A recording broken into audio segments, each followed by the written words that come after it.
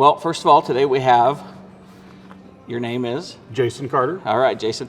And so just tell us a little bit about yourself, what district you're running for, maybe some of your history and your education, family, if you want to, things like that. Absolutely. So Jason Carter, I'm running as a write-in candidate for District Number 2.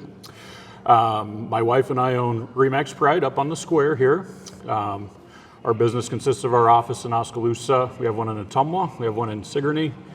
We have a new one in Slater up by Des Moines and we sell at Lake of the Ozarks. My education and background before that, I was a teacher, guidance counselor for 10 years at Maddard Community Schools. So I spent the first 5 years in that district as a teacher. I spent the last 5 years as a 712 guidance counselor. And I also taught dual enrolled classes for DMAC on campus to the high school kids. During that time, I also was a head varsity coach for girls softball, girls basketball, and girls track. My education, my undergrad is in exercise science and teaching from Iowa State.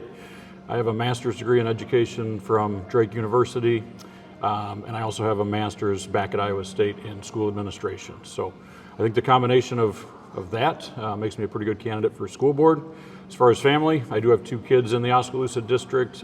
Addison is a senior and Tierney is an 8th grader. And my wife, Kelly, again, is with our business and runs our office here in Oskaloosa. What would you see your role as a board member if elected? Sure. I have a different, pretty common sense view on a board. I think the board's job in any organization, whether it be school board or any other business or organization, is to oversee what's going on. It's not to run the day-to-day operations of it. It's to get reports, make sure they're fiscally responsible. In the school board case, they're doing what's best for our kids. They're setting policies and procedures and practices that make sense for the kids, the parents, the community, the staff, and the teachers. So more of an oversight than running the day-to-day operations, which I think is a misnomer that some people think is a board's job. Okay.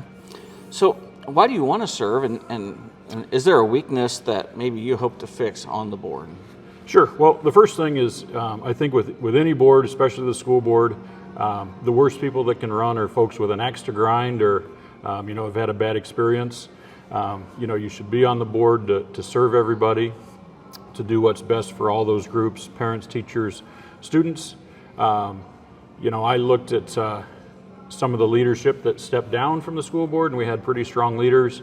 I read some things and spoke to some people that are running, and quite frankly, scared the heck out of me. And I thought, well, there needs to be a strong leader on that board, to share some views and do those things. And so we talked. I wasn't going to do it at first, but my wife and I talked, and the more I talked, we have the experience and think we can bring some things to the table that would be pretty common sense and keep Oskaloosa a great school district and maybe improve it a little along the way.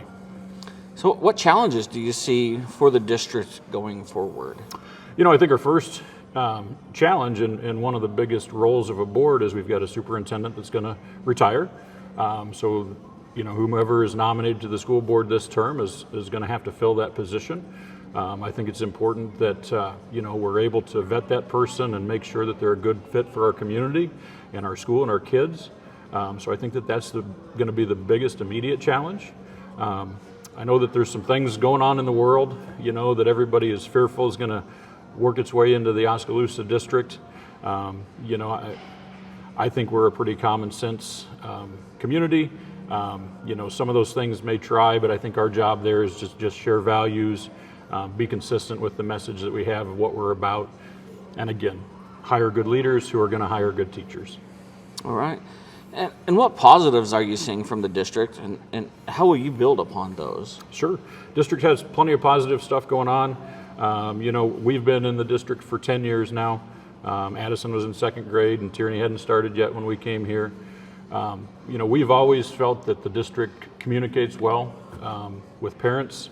We always have felt that they offer great opportunities for our kids, whether it be, athletics, extracurriculars, dual enrolled classes with the college.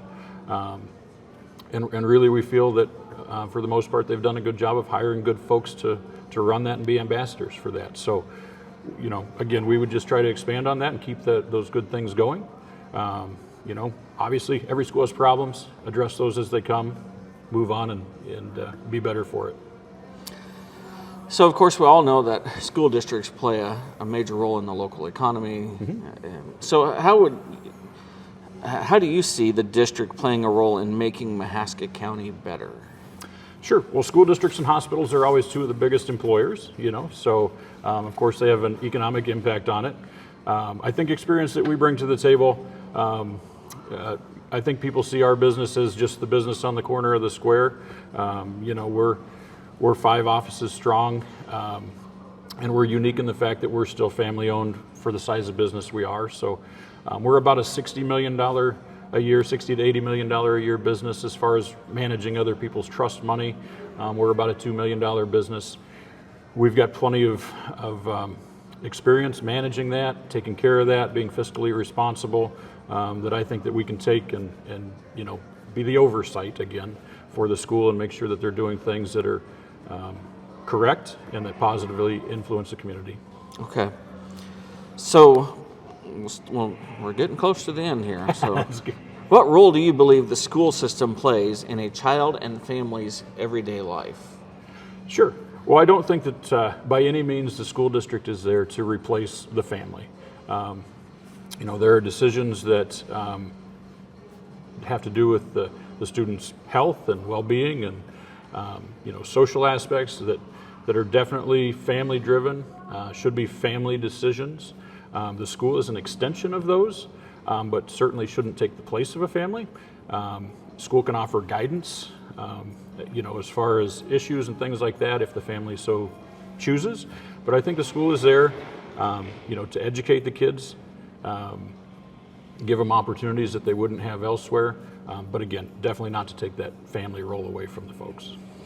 Well, we have 2 questions left, and, Yep. and this one's going to be a little bit two-partish. Okay. So, how would you impact the culture of the district? And does the district have an image problem? And if they do, how would you address that? Sure. Can you read the first part again? You bet. So, how would you impact the culture of the district? Okay. So again, I think that school districts are a trickle down as far as culture goes. So again, our job is we're going to have very soon the ability to hire a leader that's going to come in and give the overall philosophy and the overall vision and the overall discipline and the whole works to our staff that's going to trickle down. So I think that it's really important that we hire the right person. And then I feel that, again, the board's job is not to micromanage that position. Let that culture go. But what we want to do is have values that we believe in, consistency in the messaging that it's out there, and make sure that if there are any problems that we address those as a board. And if we've got good things going on, of course, support those good things and be very visible about supporting those things. All right, and the final question, since everybody seems to come in with something they'd love to talk about, now's the opportunity. Talk about anything that you'd like to talk about.